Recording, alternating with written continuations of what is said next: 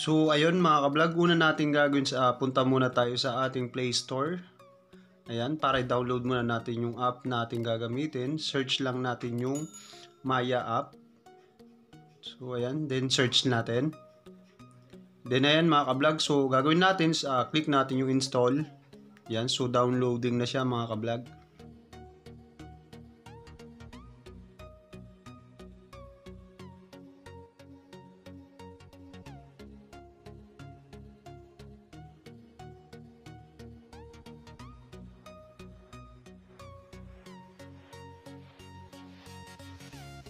After natin siya ma-download, so click lang natin yung open.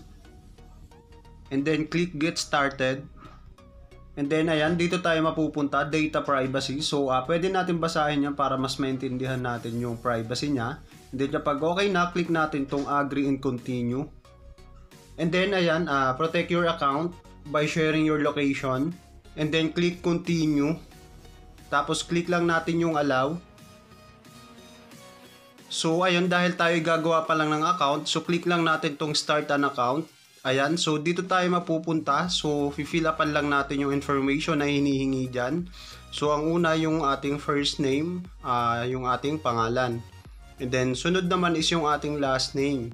So ating apelyido. So ayan, fill upan lang natin.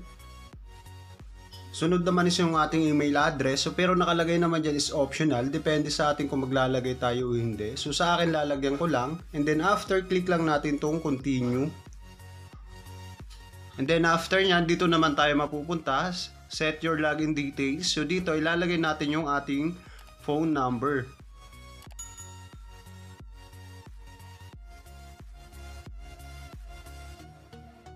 So after natin ma-input yung ating number, so mag-create naman tayo ng ating password. And then after, click lang natin yung continue. And then ayan, data privacy, terms and condition, privacy policy. So pwede natin basahin yan, click natin yan. So para mas maunawaan natin. And then kapag okay na nabasa nyo na yan, so click lang natin yung continue. And then dito mapupunta, data personalization. And then click natin tong enable all data personalization. And then kapag okay na, so click lang natin tong save. And then after nyan, automatic may marireceive tayong text. Yun yung ating one-time pin. So aantayin lang natin siya.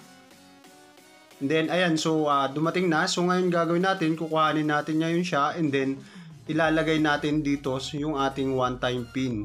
So ayan. Kapag okay na, click natin yung verify.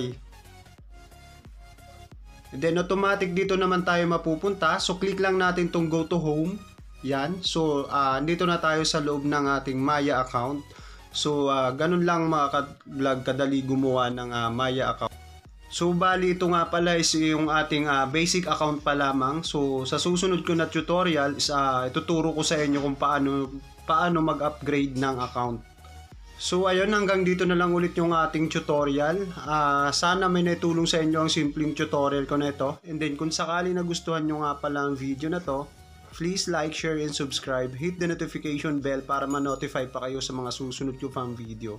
And then maraming salamat sa panunood ng mga video ko.